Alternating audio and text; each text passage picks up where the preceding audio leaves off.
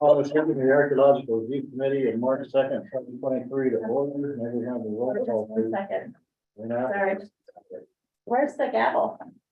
He has it. Oh, yeah. Oh, All right. You see this stuff? Mhm. Close it. All right. Got it. All right, now you won't get any feedback and we're good to go. Thank you. We're good to go. very good.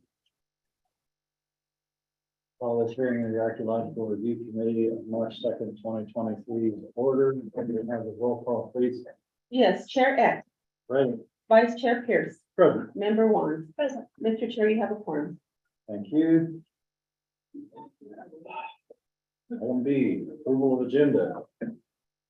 Any changes to make or anything? From staff? There are no changes, Chair. Thank you. There are a couple of items from staff under matters from the committee, but we can do that at that time. On board. In that case, Mr. Chair, I move we approve the agenda for the meeting of March 2nd as submitted. Moved and seconded, roll call please. Member Pierce, Aye. Member Juan, and Chair X. Aye, The motion has been approved. thank you. Approval of minutes for February 2nd, 2023. Member Pierce. You'll have to bear with me just one moment.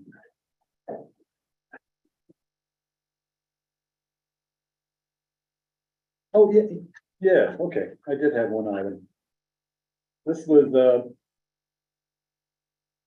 under old business, the first item under old business on page 3. It noted that the, case was postponed to March 2nd, but like, didn't understand was where was all the interchange, the back and forth about that case. You know, where the minutes before the discussion. of it. I believe it was actually on the agenda, and I think that you noted that that was on the agenda. But, right, this was, it's under old business, and this was postponed. Oh, it was postponed before Yes, the before meeting the meeting, began. yes. Okay, I understand. Yes. My bad. Thank you. That's the only comment I had in mind. All right, number one, I have just one item, not really nitpicking, the change. Page 5 of the minutes.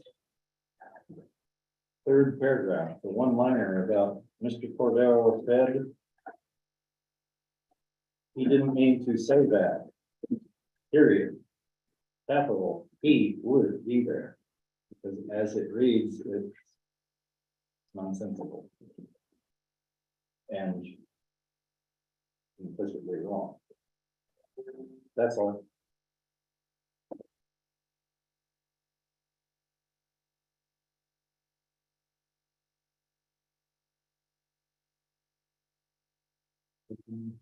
Yeah. Chair, I move that we approve the minutes of the meeting of February 2nd, with the one correction. A second. Moved and seconded, roll call please. Member Pierce. Aye. Member Juan, Chair X. The motion has been approved. Matters from the floor. We have a few folks in attendance.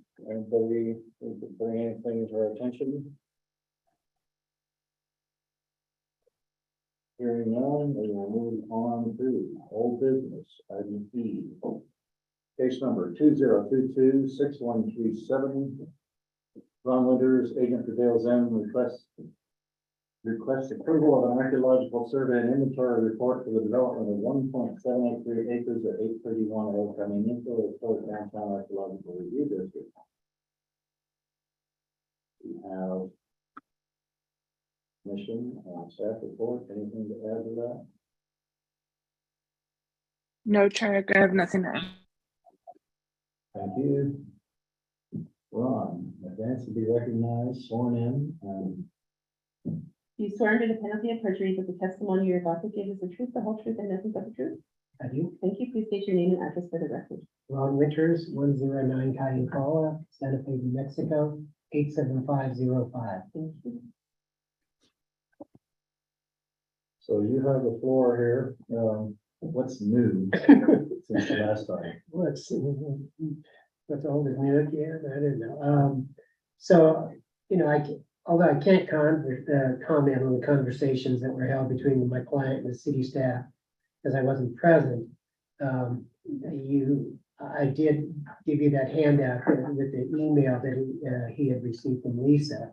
And I understand this is what that clearance was now. Is that what I'm getting? Yes.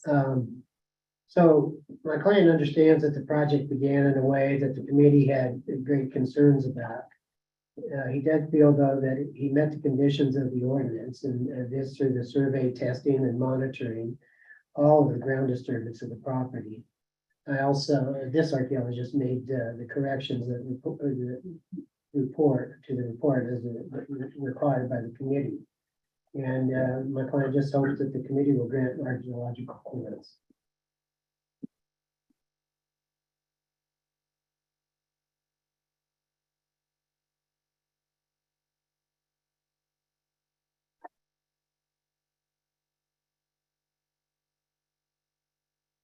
Thank you. So this document we've been handed is the statement of proposed work relevant to this location.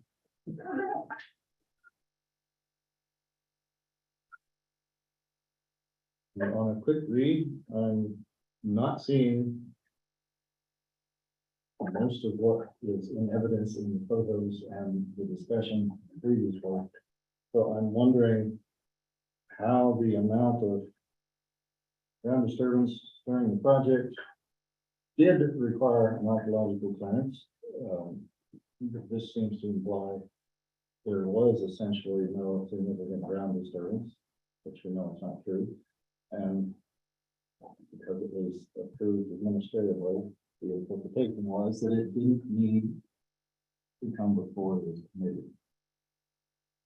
I'm kind of lost because I have A in direct opposition to B. As far as I know, it still doesn't in any way, shape, or form conform to the city's code, specifically the archaeological ordinance, as it is scattered across the various sections of said code. So, last time we left this sort of with a synopsis. We're not sure we should even consider the case because it became by completely non-standard pathway. And then, if we do, what we would have to say about said case, which discussion last time made clear did not meet the criteria of the city's code. So, committee members, let's sort of figure out what we want to do here. I think first, foremost, are we going to hear it, or are we going to put this forever in status that from which it will never be resurrected? Mr. Chair, can I recommend that we take a look at the staff recommendations on this version of the case? Because I think it sums up the options pretty well. And maybe we ought to start with We can do listing that. those three options, So so that we're not the only three that go for it. vote for them.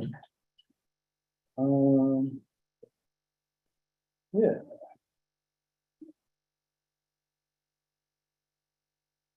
So. Yeah, I'm looking at the staff recommendations of this. Where they suggest that we, the ARC, consider whether to, one, approve the application and provide clearance for the project, understanding the ordinance was not followed, but that there was a substantial amount of archaeological monitoring that occurred during the project ground disturbance. That's option one. The second recommendation was to deny approval of the application because it didn't meet the ordinance. And the third was to take no action, thereby not accepting the archaeological study and dismissing the case. So those seem to me like solidly reasoned options. Personally, I'm of the opinion that while it certainly didn't follow ordinance and as most unfortunate, the failures seem to be on the city side, from my point of view. The client did pay for an archaeological survey, and despite the change in the order of how things are normally done, a fair amount of ground has been systematically examined. I'm not sure that requiring future monitoring on some hypothetical future project would return any benefit. And I'm not inclined to deny the applicant their request based on the city's area. So my vote of those three, I think, would probably be lean towards approve it with the appropriate recommendations of the city process. Okay, thank you for that succinct presentation. Number one. I have a really tough time with this, looking at this administrative approval, and it doesn't look like any of the ground disturbing activities were included in that. And I would assume that the applicant, not the owners, but the applicant knew that when he read the administrative approval. Which I find problematic, but I would agree with Derek that, the owners thought they were following the rules. Presumably, since they paid for an electrical. This is really hard. So, I don't really feel like it should be just given a nod and a, hey, you did this, you're okay, so in the future, it should have been expanded on, and it would have been if it was 2% testing. But don't know. Really don't know.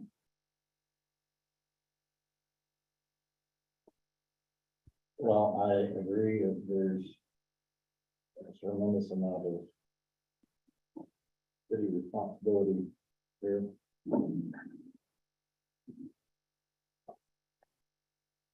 I would say that I'm reluctant to go down the path of approval without a lot of further discussion, consideration of the document.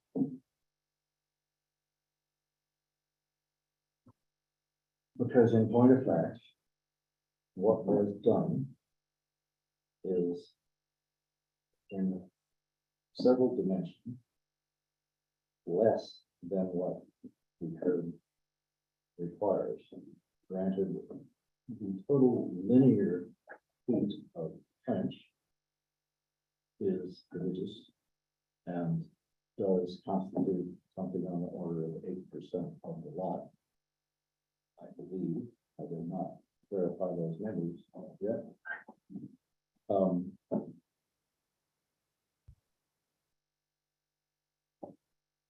Monitoring a trench is not a trench for the purposes of compliance with the ordinance. Many of them were not deep enough. As far as I can tell from the document in front of us, which we can get to if you would. None of them are documented to the extent that archaeological trenches would be documented. And there is every chance that there are materials still present on that lot below the depth of penetration of these various excavations. And when unfortunately, we approve these things, it becomes perpetual. So that in 4 years, when someone wants to change the tennis court into something else, they have free reign. I see a hand raised. Are you recognizing me? Yes, I am. One of the suggestions that I was gonna make actually under matters in the committee was, I heard you and your concerns that you shared, and all of the other boards and commissions use findings of fact and conclusions of law as documenting a decision. And I thought that might be a good idea here, because then the entire board or committee in this case would review those findings and then either make edits or approve as a committee. So that can be more specific. I know that you were concerned about that. So in this particular case, I could write up some findings that are very specific to the, particular lot and the areas of lot you might be willing to grant approval to. And that might be a middle ground. So that if the tennis court is redeveloped, for instance, they'll still be on the hook. Can you explain, there was also mention of the potential soft hold. Can you clarify what that means? A potential soft hole. Yeah, I'll have to defer to Nicole or to Ron regarding that. it was. Soft hold, hold, I'm Yeah. sorry, I'm a little congested. Oh, Yeah, so for building permits that are applied for in the future, there is a note under that property address that specifically outlines, what's required from an archaeological standpoint. interesting. Thank you.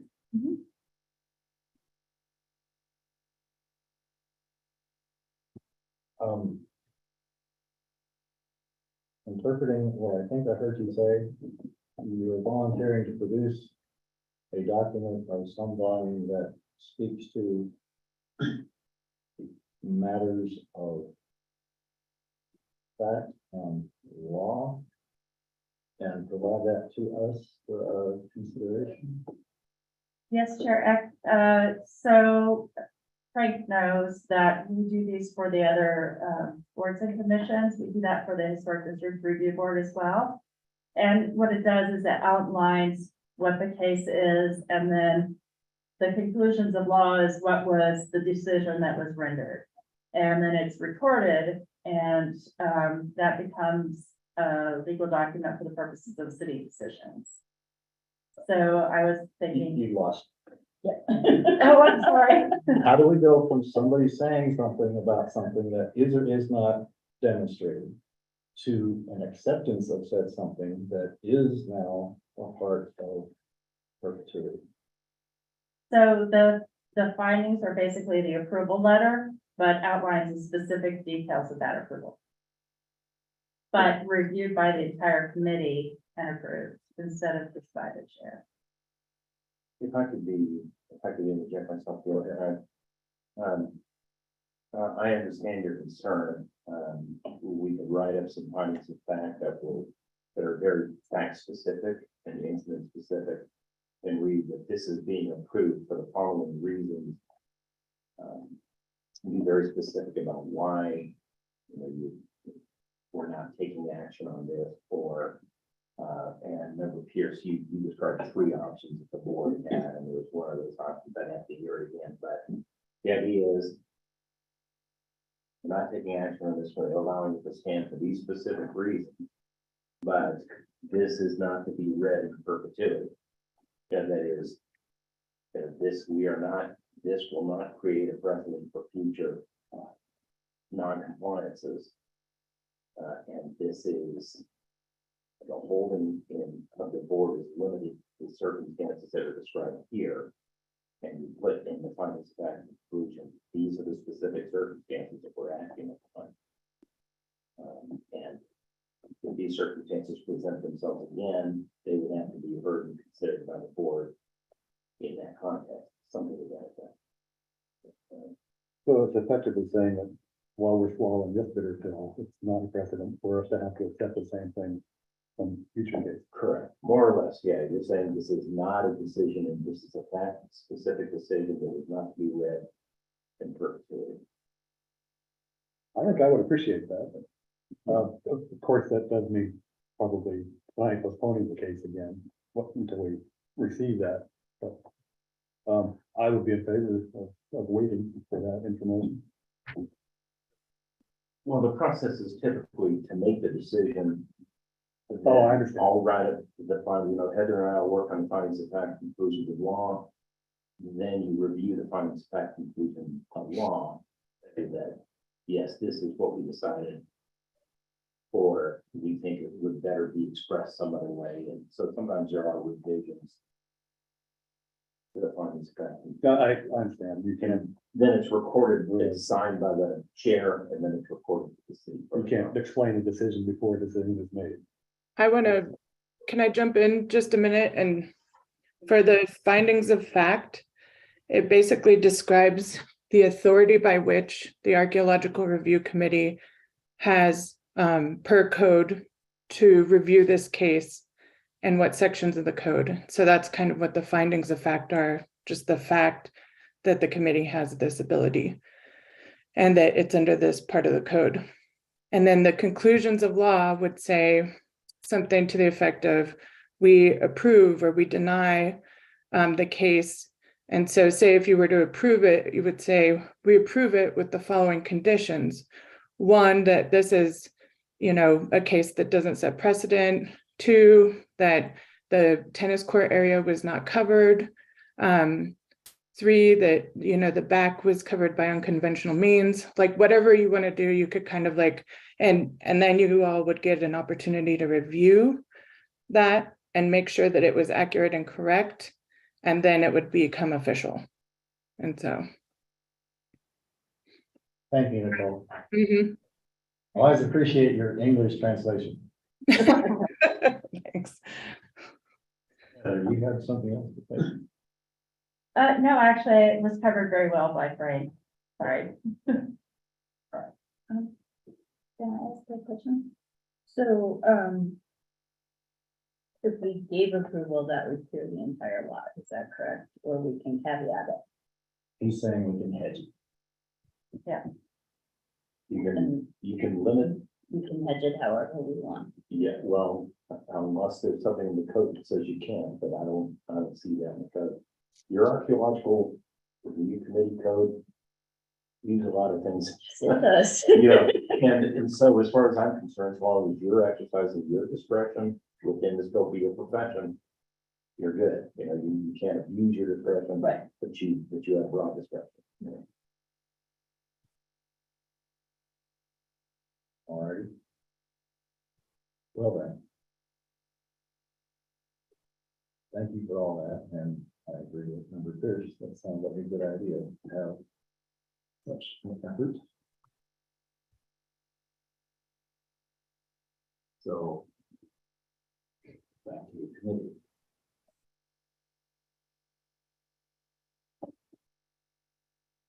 Questions, comments?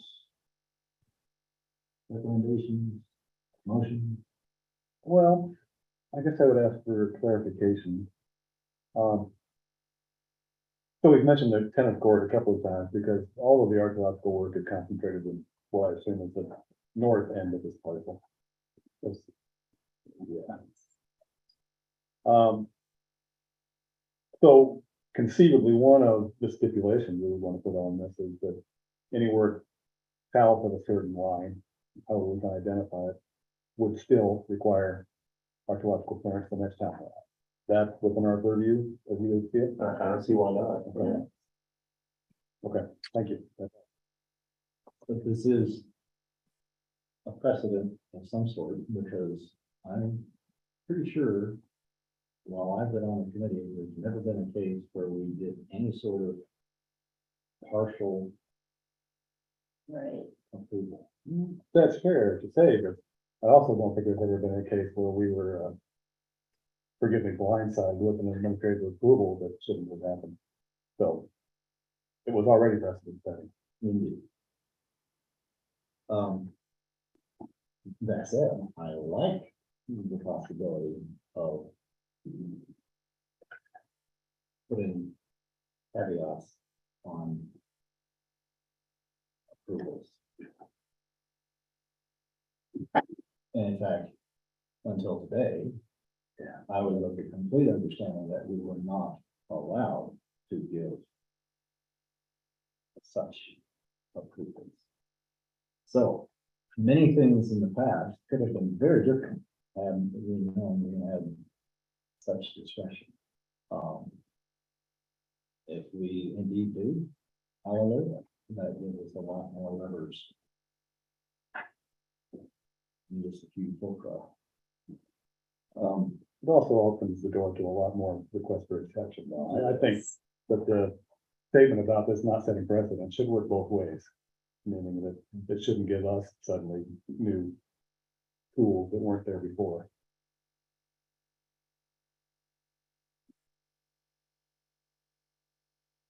Otherwise, we'll be asked to use them on every case. And I'm not looking forward to that.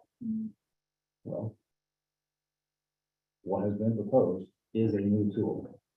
Period. That is true, that is fact, it cannot be changed. So if we adopt this pathway, we are using a new tool.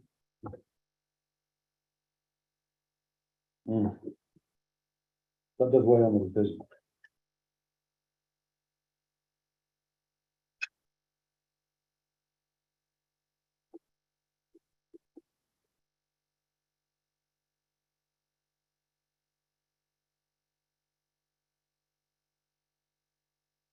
Well, as much as it pains me, I think given our time constraints tonight, I'm not really prepared to start putting individual stipulations on a project on the spot anyway.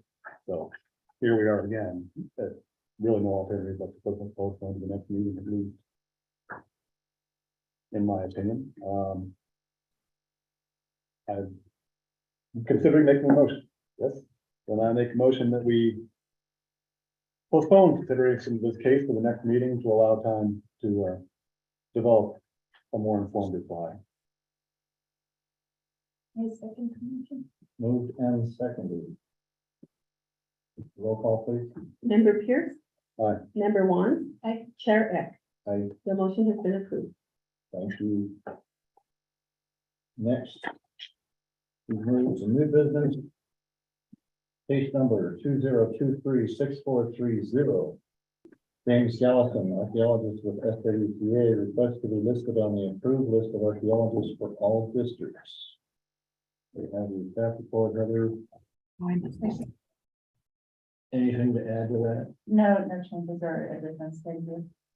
Is Dr. Gallison here? Please unmute, James. Hello, Hello. I'm going to go ahead and swear you in. Do you swear under the penalty of perjury that the testimony you're about to give is the truth, the whole truth, and nothing but the truth? I do. If you please state your name and address for the record. James Gallison. I live at 726 Jefferson Street Northeast, Albuquerque, New Mexico.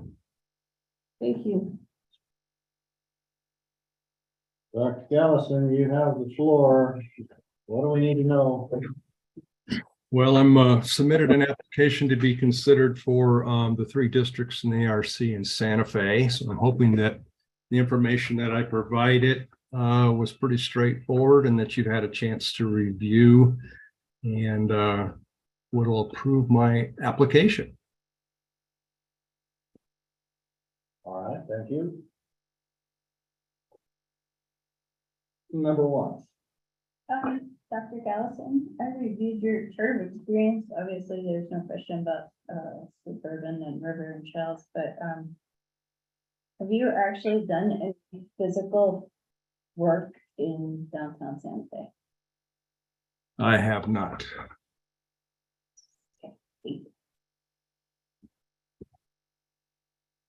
Well, all right, Member Pierce. Yeah, I noticed the same thing.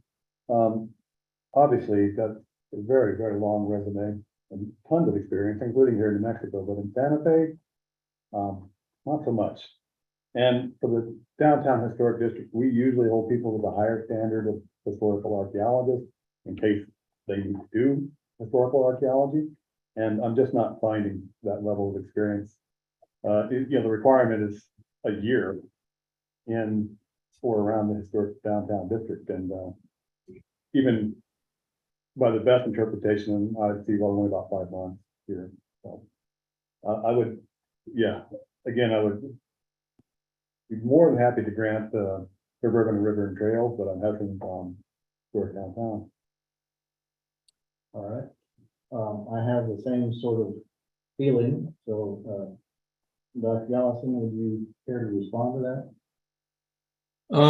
Sure. I guess the only case I can make is I'm currently working on trying to complete a report that was started earlier. Nicole can vouch for me on the Guadalupe trenching project that took place in downtown Santa Fe a couple years ago with the Office of Archaeology. I've had a chance to review all of those records, and I'm attempting to make sense of the report that was put together, and it's based primarily on my experience as a geoarchaeologist with experience not only in New Mexico but throughout the world. So I do have the expertise to look and interpret sediments and recognize the difference between fill and intact deposits, which I believe is the main issue in Santa Fe, as we know, because of the amount of fill that covers the area. So I believe my expertise and training in the area of archaeology and geomorphology qualifies me to be able to make those distinctions even in downtown Santa Fe. All right, sir, thank you for that response.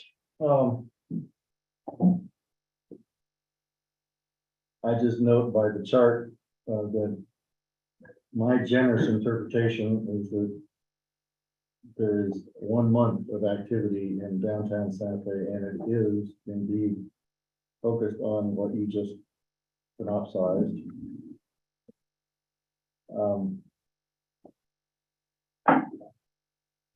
So it seems that you're a little short on that requirement in that particular district. Yeah, Mr. Chair, if I could follow up. Dr. Gallison got at half of the equation, which is certainly having skills interpreting the stratigraphy of downtown Santa Fe would be a great benefit, but the other major requirement, of course, is experience with Spanish colonial assemblages, and I'm just not seeing that here in lab or excavation context.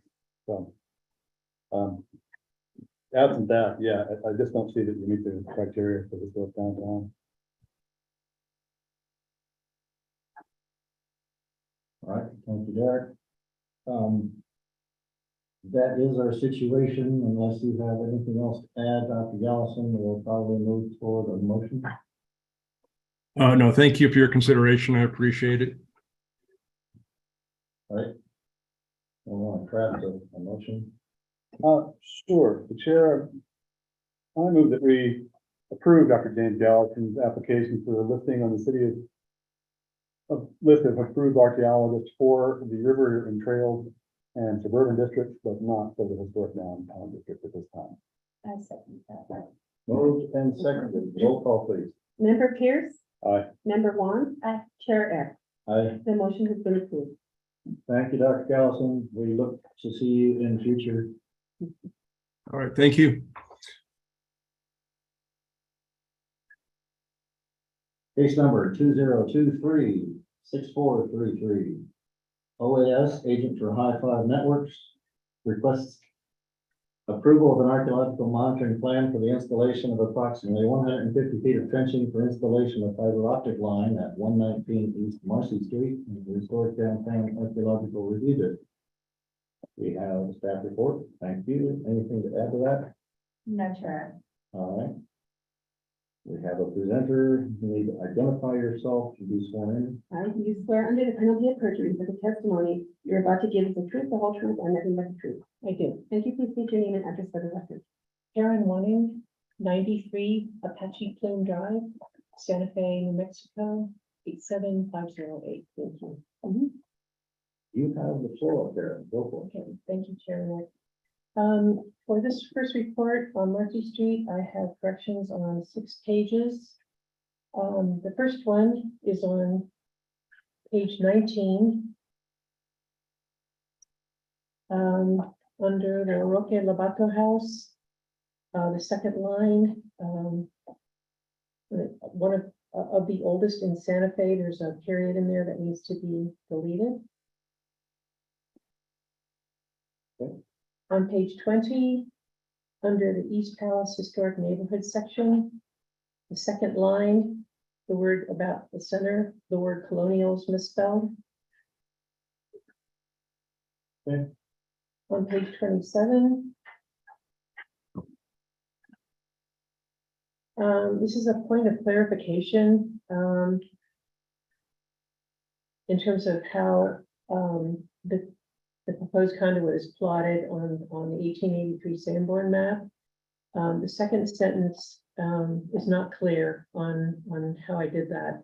So it should read, the proposed project is placed in figure 10 using the 150-foot distance from the east edge of Washington Avenue to the east edge of the Palace Hotel as plotted on the 1883 Sanborn. So hopefully that is a better way of putting it. Very good. The next one is on page 29. The last sentence, if foundations of the fences or walls are intact below the surface, the proposed trench could bisect those features. I just like to bump that up a few lines to follow the sentence that ends with 1883. That's 4 lines above that. It's just, it's not clear that I'm referring to the fences in that, the way it's placed right now. Okay, on page 30, there's a typo on the third from the bottom sentence. It should read, with the addition of a small wood frame shed. That phrase got deleted. And then the last one is on page 36. The second line, I referred to the Palace Hotel, but at that time it was the De Vargas Hotel, so it should read as De Vargas. And those were all the ones I found. Thank you. Hey, Heather Pierce. Yeah, I just had a couple of minor editorials, I think. This is on page 17. It's the first line of the next to last paragraph about LA 85-100. Okay, The second sentence there reads in 1882 salvage excavation were. So I think it should be pluralized salvage excavation were. okay, let me show where you Let's see if I can- Right, salvage excavation were conducted. Okay. are. Oh, yeah, okay, all right. You can see that. All right.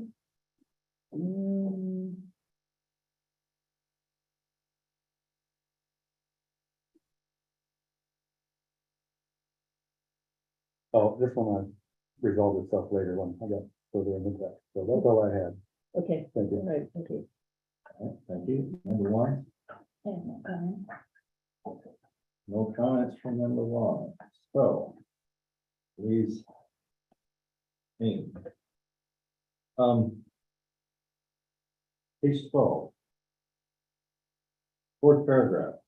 The first in the discussion about activities and the project area. Mhm. Third sentence. Well, excuse me, it's the second sentence. The reference to NMCRIS number 134784. I don't see any further discussion of that. I wondered if there was something that could be added to expertise. Yes, there is something that should be added.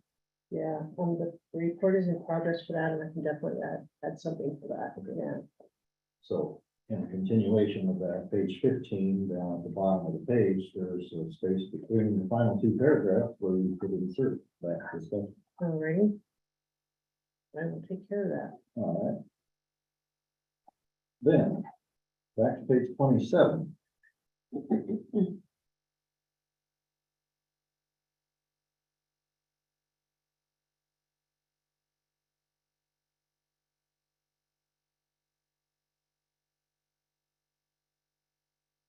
The fifth sentence, I believe. Reading, the laundry featured a basement with a boiler in its northeast corner. Mm-hmm. Thinking I see the boiler in one of the northwest corner, Yep. which is approximately where the conduit would fall. Yeah, okay, I'll make that correction, thanks. Next section, next sentence, pardon me. The laundry, an iron chimney sits a short distance east of the laundry, it's west of the laundry. Okay. Alright. Okay, I'll fix that. Page 29. Very first sentence. Project area is situated in open land west of the Palace Hotel Laundry Building. It's mostly south of said building, if it still exists, but yeah, Okay, alright. some correction of direction. Yes, Then page 37. Fifth line. Fire department, the department acquired an extra car. That was leaked out. I was not spell checking. No, I promise. That's all. okay. And, not sure I'm seeing that, the fire, It's the fifth line, right? near the end of the line. The fire department has two R's. Department. Oh, okay, oh, yes, okay, gotcha. Okay, all right, thank you. I'll make all those corrections.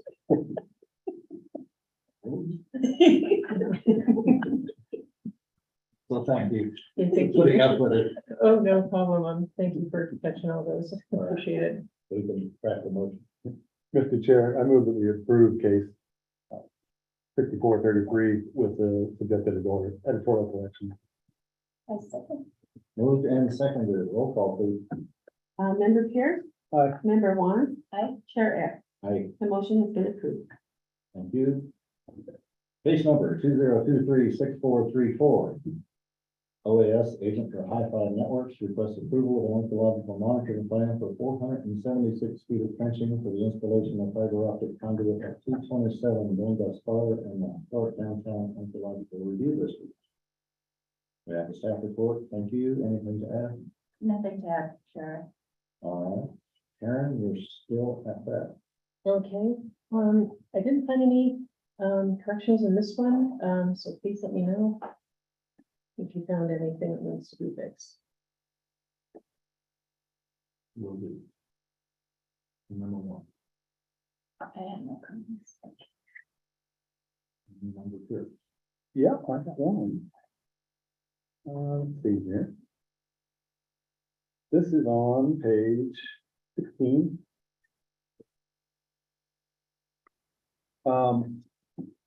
In the section titled archaeological sites and project vicinity, Mhm. in the last line, that first paragraph, we refer to LA 1876. But then two paragraphs down, you refer to as LA 1896. I think Okay. 76 is correct. Yeah, I think I've seen that elsewhere in the report. okay, So 96 seems to be the outlier. all right, thank you, I'll fix that. That's all I have. All right. I know that the first one preceding case was submitted with a certain name associated as principal investigator. This one still bears the name of our unfortunately displaced colleague. Obviously, he won't be Yeah. with the, It occurs both on the title page and in text, but you care to change that. Okay. I'll make those changes. Yeah. Um. This is an opinion, you don't have to change anything. On page 15. The very first complete paragraph. Discussing the work for the New Mexico Supreme Court Mhm. and the 3 historic cultural properties that were documented. Mhm. I bumped into this and said, I don't buy it. I used to work in the building right next to that and could look out the window at will and see the 1920s home diversion ban. And as far as I can tell, it's not. It's Okay. 1.5 meters below the elevation of the Polo Acequia that was constructed as part of the CPC work. Okay. It may be commemorating an earlier Acequia, but things aren't adding up between its elevation. Further, I happen to know from direct experience that the sewer line passes under the Santa Fe River at that point, and that structure is a grade control structure to protect the sewer line from erosion. It's not historic. As far as I know. Okay. Is that maybe why they're still in the proposed status? Because all 3 of those 60s are listed as proposed. When you do a, They take a while to wend their way through the system. okay, Particularly the question. okay, okay. All right, thank you for that. And someday when I have some spare time, I'll write a report that will actually elucidate those observations and make recommendations about said HCP document. Okay. Right now, it's all in my head. Finally, page 43. First paragraph, 5th line. Referencing the unnamed ditch. I think you mean to say it's on the south side of Alameda, not on the south side of the river. Mm-hmm. That's all. Okay.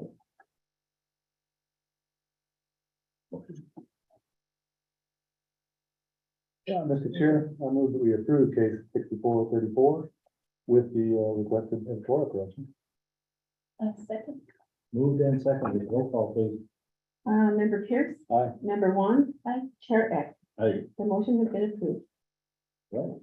Last item on new business, case number 2023-6435, OAS Agent for High Five Networks, request approval of an archaeological monitoring report for work performed at Sawmill Road and River and Trails and Suburban Archaeological Review Districts. We have your staff report, Heather, anything to change? Add? No, Chair, thank you. Thank you. Aaron, I'll take it you're still back. Thank you. Okay, for this one, I actually have, a handout, or if I just thought would make it easier.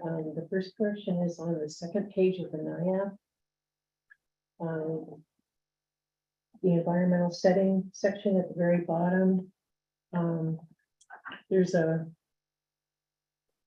sentence in there that refers to the Jaguar Drive project, which needs to be deleted and replaced with the Sawmill Road project area slopes west, where modern disturbance has not been recontoured for the road and roadside structures. So the second one is on page 24. Under area photograph 1948. It's the 6th sentence down on the far right. Where it says presence, that should be absent.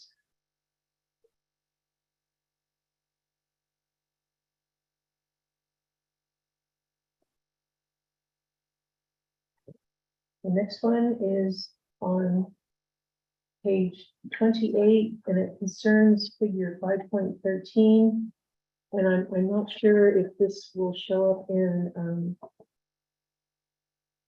your copies as they came out, but when I printed it, the project area just disappeared.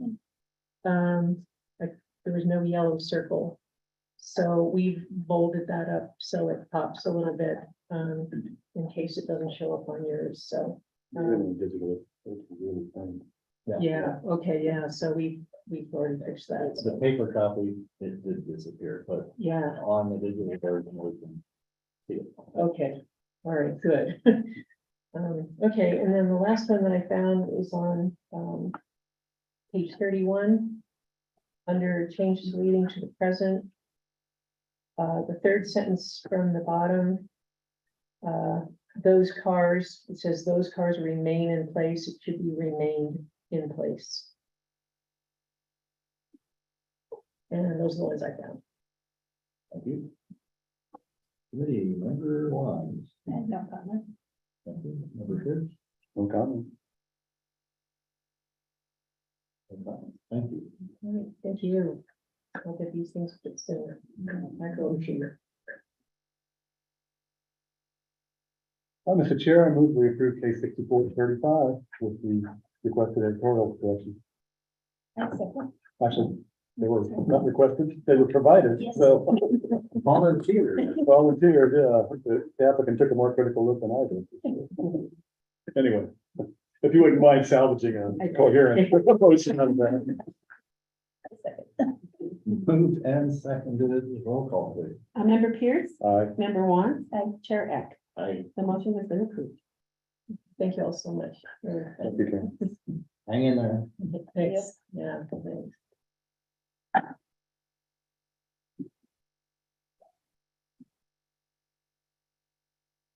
Alrighty, administrative matters and communications. Heather. Thank you, Chair Ed. First of all, I would like to welcome Paul Duran. He is part of our staff and has an amazing background in archaeology and is also going to be coming out with the Historic Districts Review Board. I look forward to his contributions to this board and as we proceed forward with the code update as well as the general plan updates. I'm sure it'll be a valuable resource to me as well as the city and the committee. So, thanks for joining us. One of the things that he's going to be doing is, in the past, we've talked about sort of having a more critical eye towards, once we receive a report, making sure that everything is there and not automatically just accepting it and sending your way. So Paul has the technical expertise to do that. I think Nicole is wonderful as well. So, but just the amount of time and capacity has been challenging lately, but hopefully Paul will be able to help us with that endeavor so that you receive reports that are complete at least. So, and also with reference to those findings of fact. So the board has I've been looking at the code and the board has the authority to approve, conditionally approve or deny a case. And Sherrick, I was listening to you speak with the consultant regarding the code update, and you had a concern regarding an archaeological clearance permit. And so I've been trying to go through what the process may have been because the code does call for archaeological clearance permits.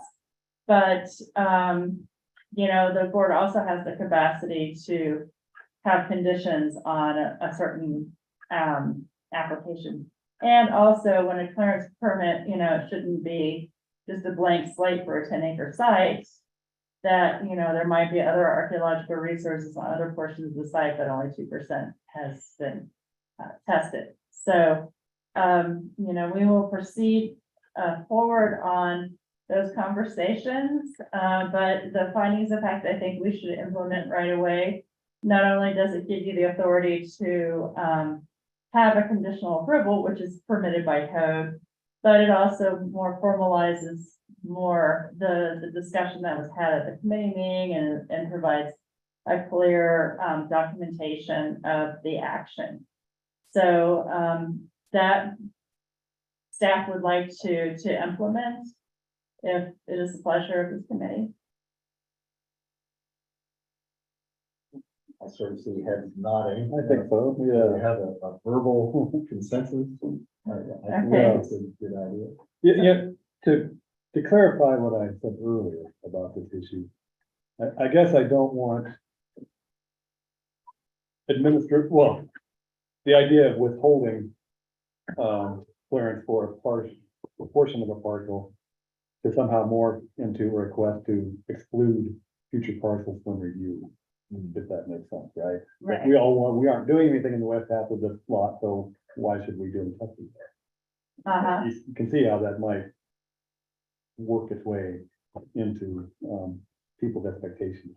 right, I think that needs to be clearly stated in the statement of fact that that is not the intent, that we're excluding part of this because of the no archaeological work was done in that area alone. And that's why we're doing it, not to exempt it from review, further, yes. further review. Mhm. Yes, Yeah, no, I don't see any reason not to move forward with getting something, a clear statement on the record, accessible, right away, so that, because it will help us too. right, What I might suggest, if I can jump in here, is that you state what you want in the findings of fact, just the way you stated it there is great, and make sure that it's in the minutes. Mhm. That, you tell me, these are the facts that I think, that we're acting on here.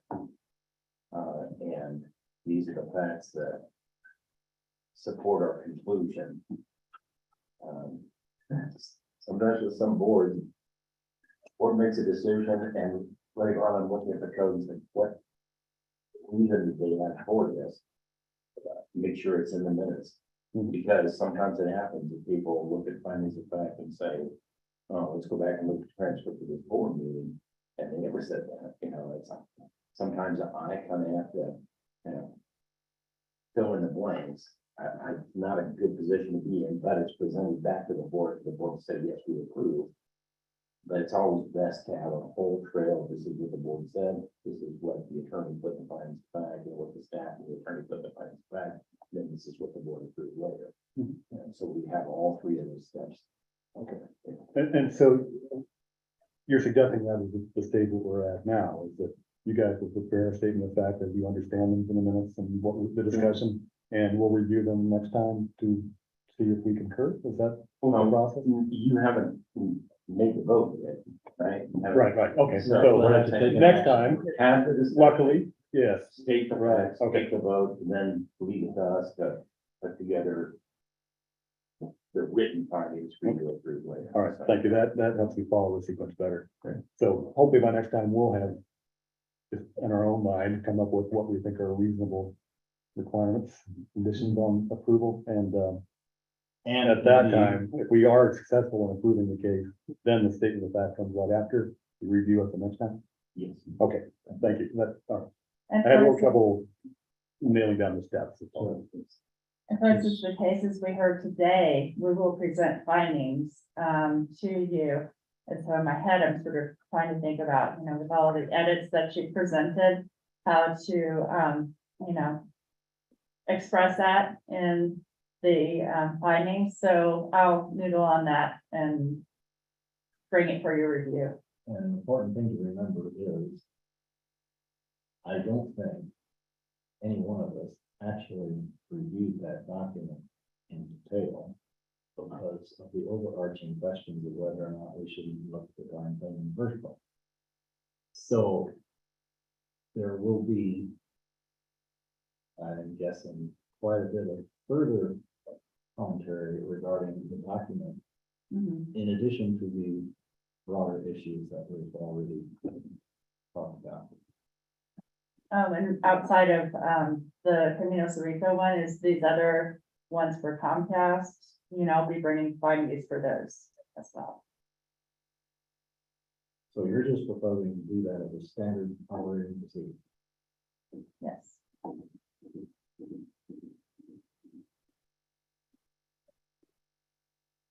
Hoping we don't end up with very long meetings, and really hoping we don't end up having to have 2 meetings a month. to keep up with all of this. No, it's just a matter of us memorializing what you decided in the meeting, and then you looking at it, make sure it's okay. And voting on it. So when you say us looking at it, it would be provided in the same. In the packet. Okay. Yeah. But we can discuss it further. You can have a sample next time. It's never been done, but I think it's good to memorialize the decision. And actually the code does say there should be positive findings, and so that needs to be done some way or another. And we'll have to have further discussion about the archaeological clearance permit, how that's expressed. I'm just I was hearing your concerns, so this is sort of a baby step towards to at least dealing with some of the process stuff. Fixing those things or trying to better address them anyway. So Paul has a presentation for you. We gave you a handout here regarding a particular project known as Delta Zekia. And what has happened there. Okay, thank you, Heather. Chair Eck, community members, committee members, it has been brought to our attention on Monday. And on Tuesday at the Historic Districts Review Board, by a committee member, Mr. Martinez here, that there was some destruction to acequias in this project area.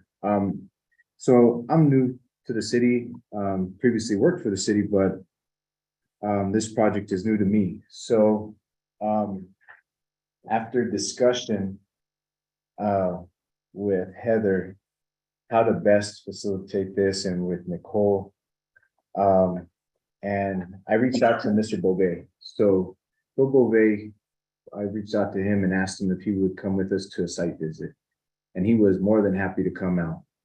Mr. Martinez, we contacted him, and he was more than happy to meet us out there. And then Mr. Pitts was also out there from MAC. And it was great to get out there to the site to see exactly what was taking place. I didn't have really an understanding of location or what kind of development was taking place in this area. Mr. Martinez raised the issue at H board of the destruction of the archaeological site, the acequia in Medio.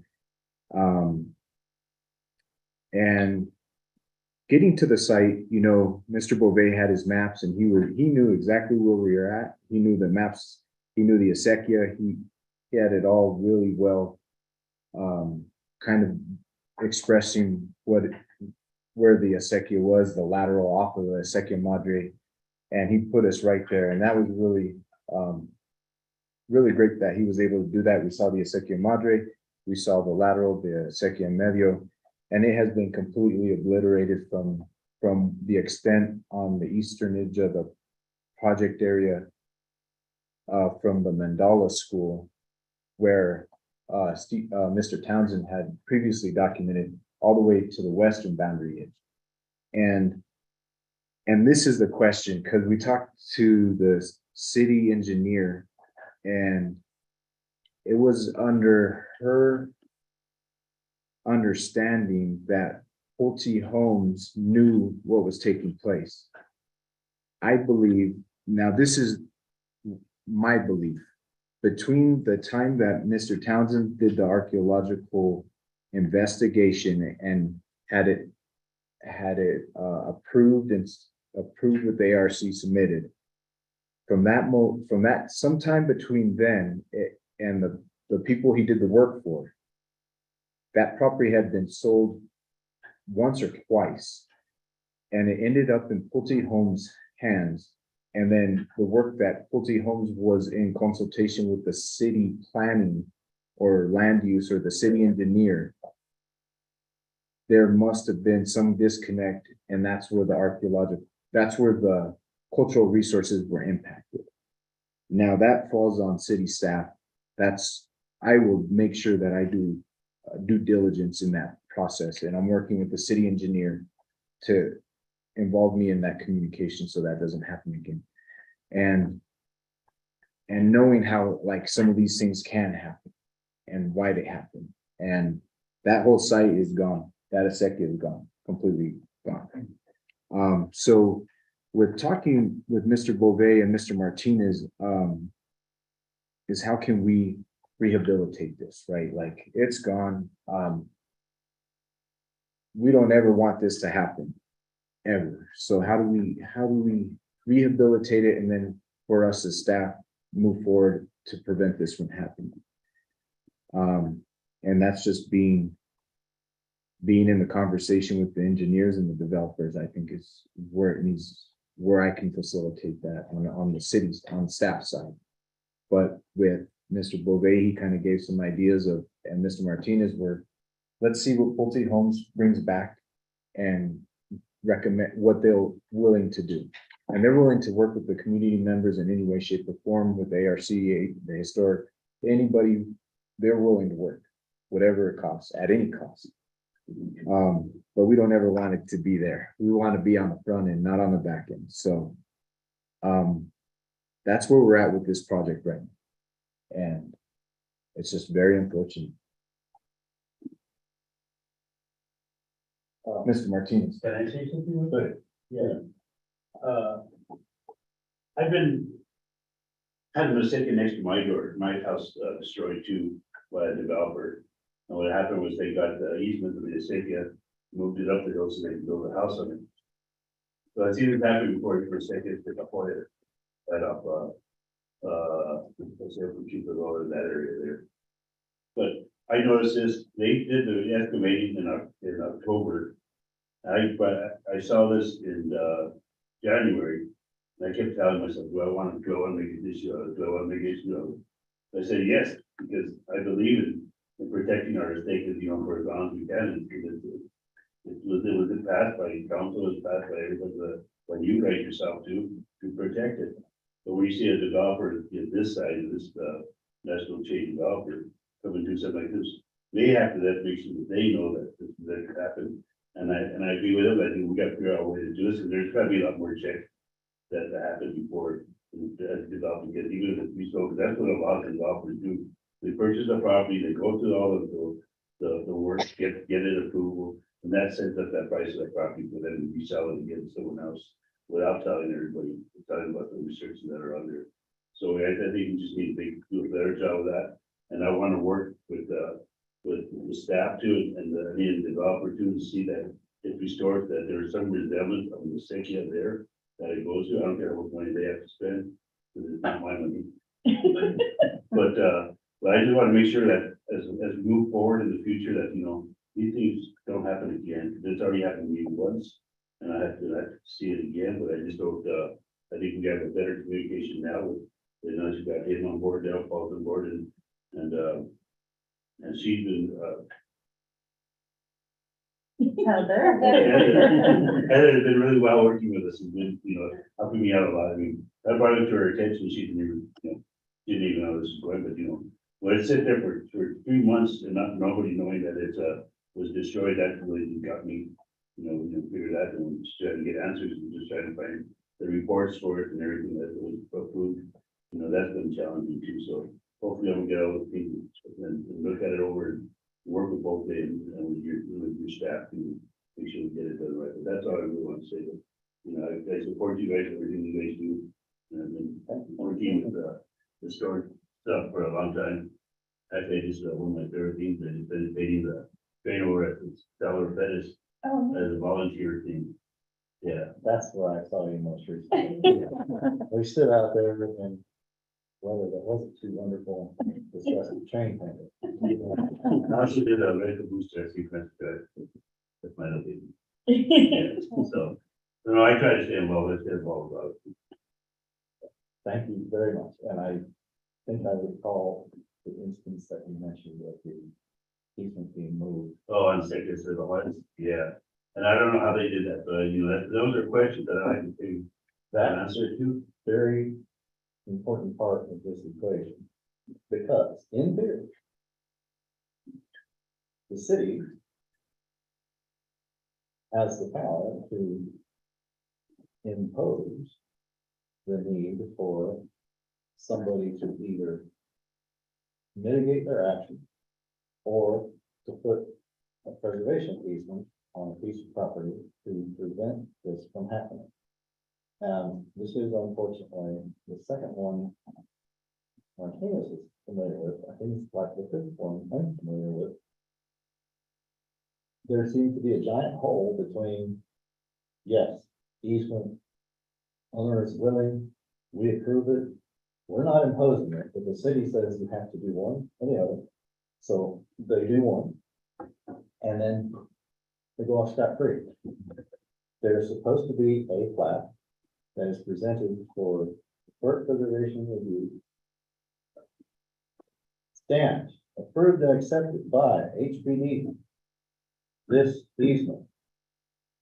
So that it's there, it's not just in the sky. Then there should be no way for somebody to sell and sell and have the easement evaporate because it's on the plat What? that is presumably the E plat that is the basis for the development of said property.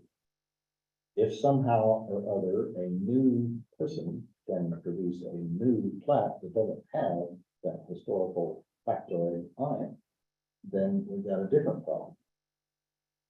But somehow the staff behind the desk receiving something needs to be able to know for sure that there's a reason. It can't be approved. So in this particular case, reviewing the record, I think, you know, there were certain, representations made by that property owner that this would be protected, not the current one. And that it's gonna be an open space. And so the committee had, the minutes are pretty basic, but the committee had sort of the thought of a preservation easement, but then because it's open space, it should be fine. So I guess one of the things we shouldn't do is say it should be fine, and we should make sure that those things happen in the future. Yeah, Mr. Chairman, I need to go to a planning commission meeting, so thank you very much. thank you for showing up and all your wise words. Well, this thing, I've been covering in municipal court for a prosecutor on FMLA leave, so it's been, my time has been very careful. Thank you, good to see you. Thank you. Thank you. My recollection, my understanding was that there was an easement and the fact that it was open space was gravy on top of the easement. Not that it was open space and it's all hunky-dory.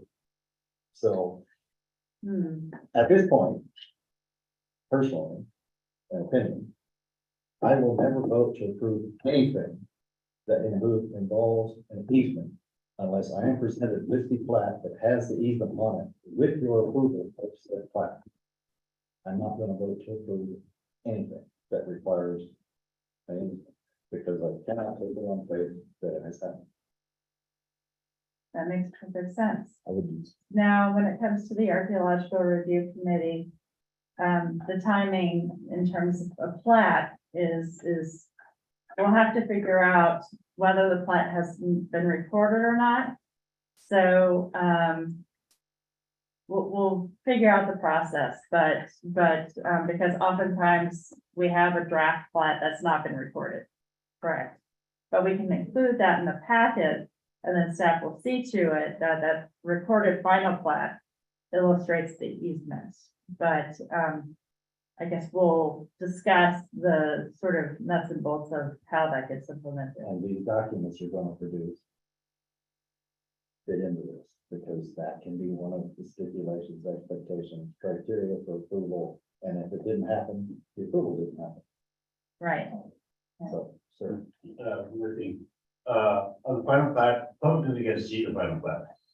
You know, it's, when Greg Smith was here, he, on that sake of the, on the sake of the players, we weren't able to see where the stake is put in. Is the final plat is privileged to the developer in the city. So the public has no access to that, so I don't know why that is, so.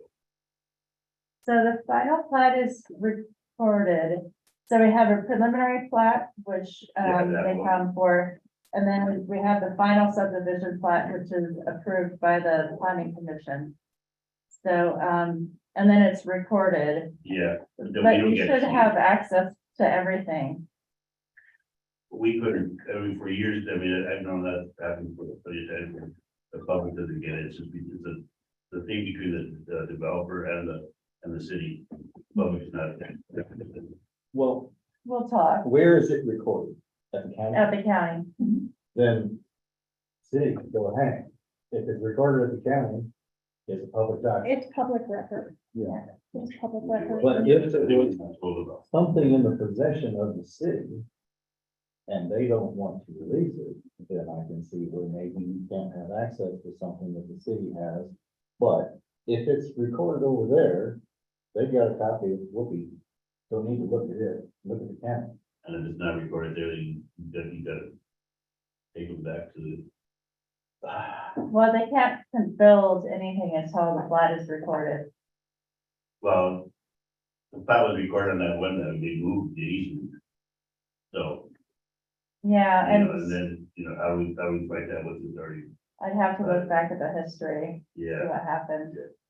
But I'm just saying, as a lot of the stuff that I worked with in the years, a lot of times, you know, getting final review of something that's really hard for the public itself. Really do it. You know, you gotta be a lawyer and you go out there and make sure that they're crossing all the T's. Yeah, and then one issue is the county. Typically, they're very good, but, you could take a plat in and record a doghouse if you wanted to. So, I mean, the county, that's where it's unfortunate, the county and city are sort of separate. Yeah. So, you know, and we have to watch for that as well, because sometimes people will go back and record documents that aren't approved by the city. But that's easy to tell when it's not approved by the city because there's no city signature on it. And there's a particular enforcement case that I'm dealing with right now, because there's no city signature. They need to remove something. So, over on the east side. Like I said, once you get under solutions, it's easier. If I may, we have a plat room downstairs and, we have Maxine Sandoval works down in the Right. plat room. And she's very helpful, so anytime you need documentation, from the plat room, she'd be willing and able to help you get you what you're looking for.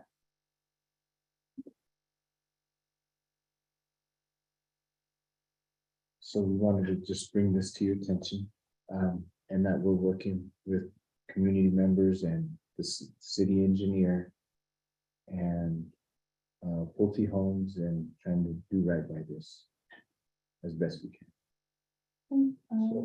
Sorry. Go ahead. So you guys have GIS systems, right, that go across the city? Mhm. So like, I have the different divisions and everything. We do. Yeah, no, I've brought this up like ad nauseam. Every couple of years, I'll be this thing. Okay, there was a GIS system that was put together that had everything, well, at least in the historic downtown district. Recorded, and my understanding is you guys have no access to that, even though you paid for it. And it was entered.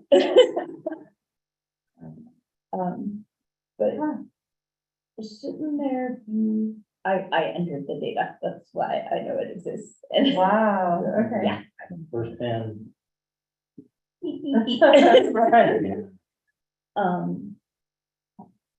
So shouldn't there be easements marked? If we have approval that says there should be an archaeological easement. Shouldn't it be marked on a GIS system that flags it citywide, that there should be an easement so that when the next person sells it and says, oh, we have no idea that this is supposed to be there, shouldn't it be flagged? As this is, you have this archaeology here, you have this here, and you aren't allowed to destroy it regardless of whether you bought it from somebody who did the fact that it was there. Totally, Right. totally.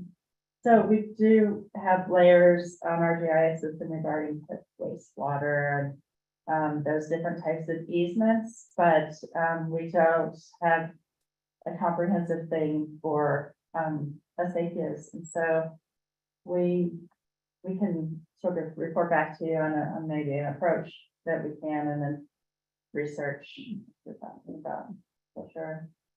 It seems in today's digital age, you shouldn't need to go down to the county office to pull a plat or discover down to the something like paper this, check. right? It's gotta be more visible. Yeah. Right? Cause that can have gets lost anyway. And, you know, I haven't been on the assessor's office recently, but as a guest, like for a member of the public, I think you can look up plats. You can. Yeah, so, you know, but it's still not the best resource, but at least you can get unofficial copies of things. This database, this geodatabase that was created under contract by lots of dedicated people is out there, and you're gonna put a saddle on this guy, and he's gonna be saddle sore before he ever gets a chance to get out the gate, because he needs to have access at will, all that data at an instant's notice. Doesn't need to hold anybody's hand in GIS, and they can get the hell out of his way, because if he needs it, get it to him now. That would be step one. Y'all should have it too, but you have to understand that it's privileged information, Right, and it's critical that it is controlled appropriately, which unfortunately means you can't look at it. But you can talk to somebody who can, and they can tell you whether or not you're correct. Yeah, well, learning the hard way. Yeah, yeah. but, yeah, we're working with Paul on getting him access to Nimpress. So whatever tools he needs, you know, you can let me know and we can make sure to pay for those things, because obviously that's what we need to do our jobs effectively. Sure, and I think, and I don't know, but I think there's a theme with this project. And I bet that they do this art review investigation, they do a survey, or whatever needs to be done. And these Pulte Homes, DreamWorks, whoever's doing these buildings, this development, they're buying it from said owners, knowing that, okay, we've got the art done, or whatever we've got done, and then they slide in and they kind of do whatever stipulations, knowing their sites on there, whatever, and then they get the job done without having to do any of archaeology or whatever. And I'm thinking this is a theme with Pulte Homes. Is this just one? But I'm guessing that this is a continuous theme with development taking place in Santa Fe, known archaeological sites on these properties, and that they're able to get and just go through it without any art, without any kind of mitigation or preservation or something. And I'm guessing this is something that's been happening for a while. And the city engineers or engineers, that's a battle all on its own. So knowing that, this is good for me to know. So I talked with the city engineer to incorporate me in some of these conversations that they're having with these city developers when it's at the table before it gets pushed out onto the field, to know and see and be a part of that conversation, so prevent this from ever happening again. So I think that's where I'm kind of working at, this angle. But I'm seeing this theme, and I think that's common. Part of the problem is that there's no teeth. Yeah, Once you blow something up, it's gone. it's gone. Oh, well, but you're gonna, Yeah, and I mean, that's across the board. yeah, Mines, you name it. yeah, yeah. We're sorry. Yeah. Yeah. Well, what we did with the Lahontan, taken to the Alliance, we made the houses that destroyed it. We put 2 gates on each back of them. So that, and there's access to, you know, in case it ever rattles in there, well, but there's still an easement sitting in the back that they can't build up.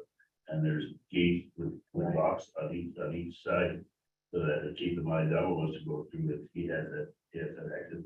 But you know, then we were gonna do a plaque on front of those houses that there was a mistake that led to it. And that, you know, said, hopefully we can do a plaque for this one too. And Paul's name in front of it. No, but what Mr. Bovee presented, which was interesting with Heather and I, is that any place that has an acequia, being the director of the acequias here in Santa Fe, he wants to be notified. So whenever there's a known acequia on a property, he will be notified. Mr. Martinez will be notified, so community members will have the first say in the acequia. So Mr. Bovee was like, I want to be, and he said that he was a part of that conversation for many years, but in the last couple of years, they haven't been contacted. So we're gonna get him back in the loop. So there was an earlier mention about the information about a safety not being so great, but you have it. I mean, one of these presentations here has a map that shows a myriad of safety alignment. And then this one, you see. Right, we do have that GIS, that layer. You've got all that, Yes. but you're saying that it's not necessarily exhaustive. I bet it's not complete. And never. But at least you have a tool. Yes, sir, for Yes. sure. And one more thing too is that when we go to planning commission or wait for that, on these acequias, you know, we've worked quite hard, but the owner of the property that does it, that we're gonna do it, doesn't pass it on to the new owner he's selling it to. So that's the one thing that's getting the complication there is making sure that the new owner or the new second or third owner knows that it's there. I mean, it should always be flagging on that property that has already been approved right away before knowing that whoever walks to that property, looks at that's selling it, buying it, will see that there's markers on the property, technology that this is a mistake or something, some significant thing, but there's, you know, exactly that, if we put markers something ahead of time, then that might help. But then you don't want the public to know something different things. That might Yeah. help, but sad experience. You can put markers up and they will disappear. Yep. I was sent to the backside of nowhere by an official who had no business doing so, but put me in the middle of a family feud to settle a dispute about where a property line was. Said family faction and moved a federal survey monument 4 times. I could see all 4 locations where the dang thing had been, and it was in a new place. So it's a crime to move the federal survey monument, but they still do it. So it's not a crime to move your acequia monument. So unless we can somehow elevate it to, said. I believe Nicole has something to say. Nicole? Oh, I was just gonna clarify that, yes, there are 2 acequia layers in the city GIS. I heard discussion about the acequia layers and the geodatabase, and those are 2 different things, but it's a little bit hard to hear, so I wasn't sure if there was a distinction or if there was a question about either of those. Thank you, for reiterating that they are 2 separate things, because we were loosely talking about things Yes, in general. sorry. But yes, we're aware they're 2 completely separate things. Okay, and I'm not sure if Paul is familiar with the geodatabase that was built that has some of the downtown, historic downtown in it, but nobody since before I got there has had access to it.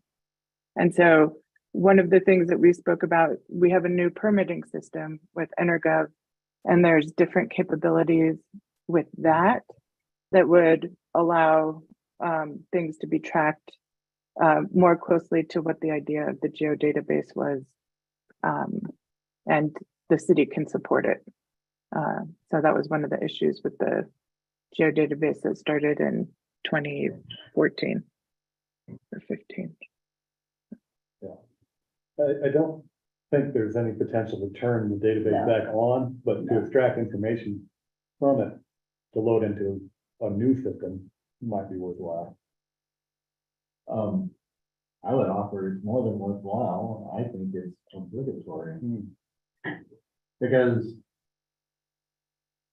we spent money doing it.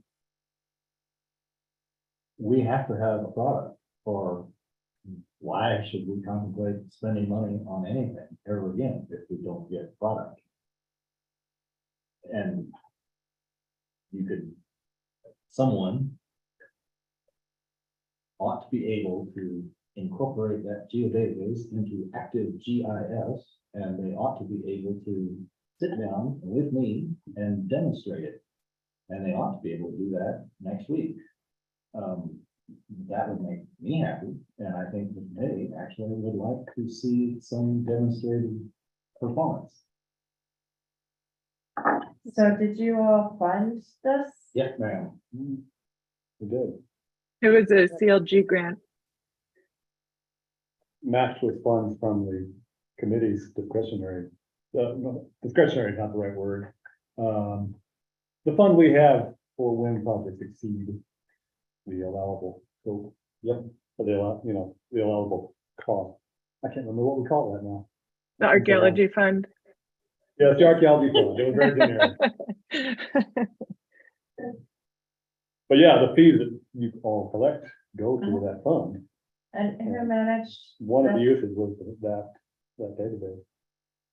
And who managed that project? I mean, who do I contact to? It was. Was you? No. I was just looking. Who was? I can tell you who the contractor was who designed the entire thing. It was Earth Analytics. Okay, Thank you, everybody. Thank you for letting me speak. Yeah. Yeah. Yeah, keep it touch, yes. Yeah, Thank you for coming. thank you. Oh, yeah. I don't know what you would have. What was your best? oh, yeah, that's right. Bye, everybody. Thank you again. Thank you, thank you. Well, as a way of maybe wrapping this up,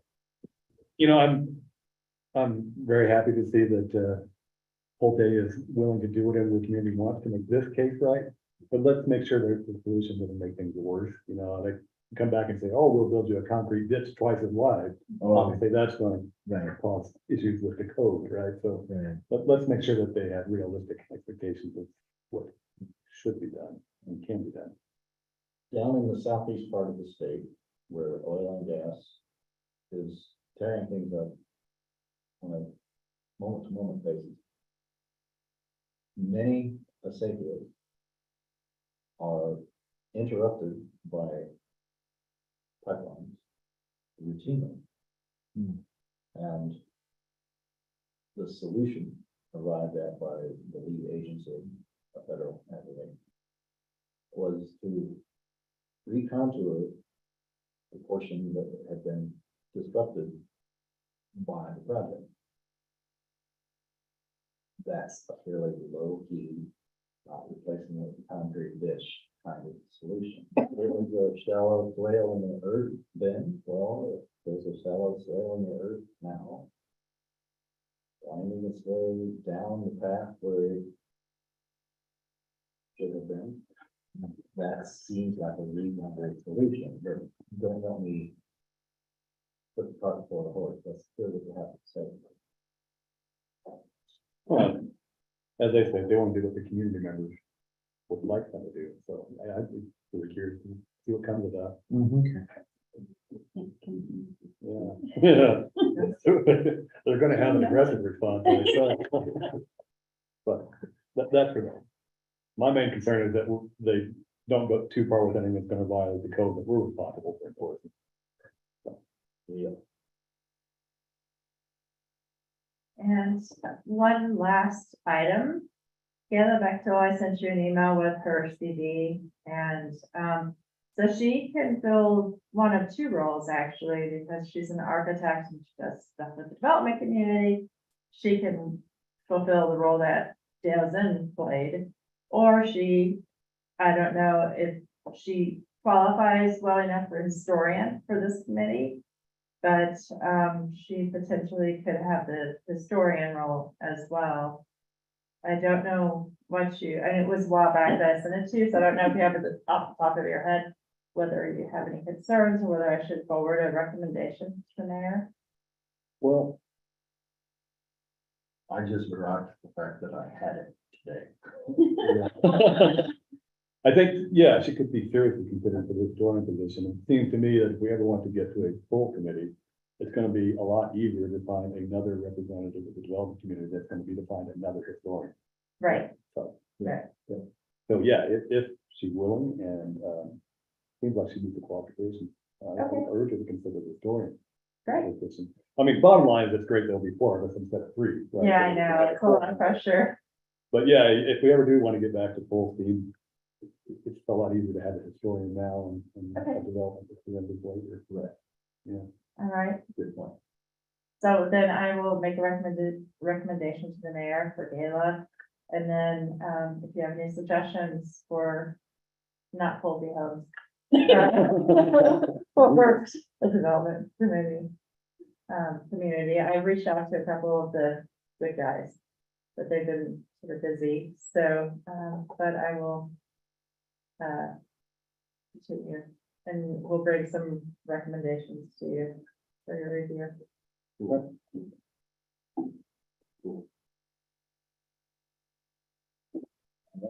That's your last item. I think we have a. Matters from the committee.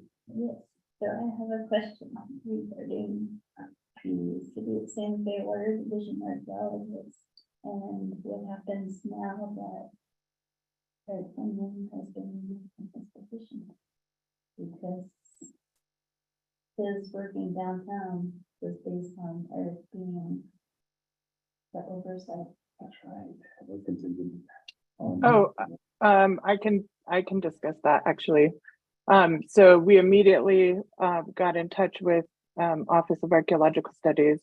Well, actually, it's even a little bit better and more responsible than that. I told Stephen, he had zero idea. Nobody had told him that about, the situation with Eric Lindman. So we talked to Bill Huey. Bill Huey said, okay, we'll stop work. Which I think that's a really good thing that they were like, okay, we understand that we need to have, and so we'll stop work. So they contacted their contractor right away, and then we emailed Matt Barber, and said, are you aware that you have this obligation under your contract with the city to have the water division archaeologist working under you? And he said, and we sent him the contract and everything, and he said, no, but we're honoring all contracts. I understand that now, and yes, Stephen is still under our supervision. Now, that's where we're at with it. So. Yeah. Do we have to officially do anything because it's was he under Eric or was he under OAS? I'm not trying to be a pain, but. No, we need who, not. As I recall, I think similar to what Courtney recalled, because it was literally Eric who was overseeing that, not a generic OAS was overseeing that. Correct. So we need to change names. Yeah, it will be Matt Barber that is overseeing Stephen Gilbert. And so I didn't hear member Wanda's question. One, I'm having trouble hearing because I got bitten by a spider and somehow it's affected my hearing. And then and two, it's a little muffly in there. So yeah, so sorry. I asked if it was specifically OAS who had oversight, or if we had worded it that it was Eric who had oversight. It's in terms of the contract, it's OAS, and it doesn't name the PI. Right, we. Approved. That's a good question, and I don't know the answer. So, Yeah. It's on my pen. We can look that up in the minutes, I suppose.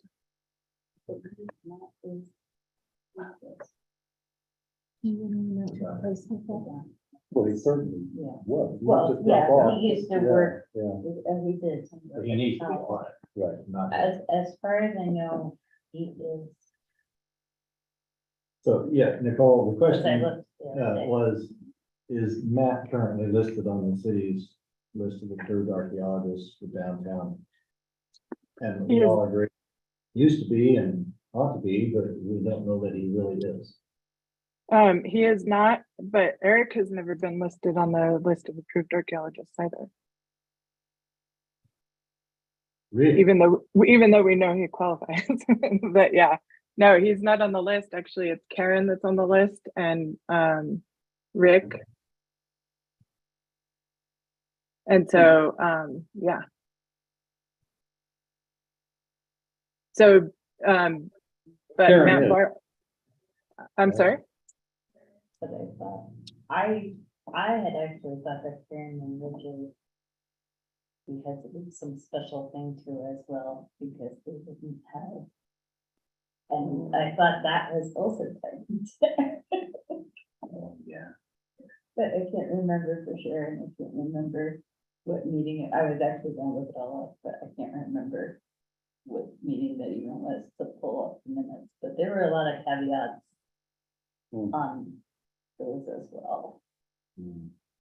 But there was a little, with the two of them at least, I think there's kind of a overarching that they certainly have the experience down there, whereas Steven didn't, but I can't remember. So it one of, oh, this is how it. Well- Minutes. Stephen has not done any work downtown, for one, just so you know, just so you're aware. And then, so it's all been in the suburban, and maybe River and Trails. And then, Matt Barber could be asked to come and be listed on the list of approved archaeologists or relisted on the list. Let me see if he's on there, hang on. Or I can look and email it, because he actually still might be on there. I think And if he is, it's no big deal. sort of just But we rechange the just- wording. Learned by having this conversation that we had a Swiss cheese of connections on Eric. It I never know. dawned on me that he wasn't listed. Yeah, he just had Karen and Rick. Now let me look at this list here. Give me 1 second.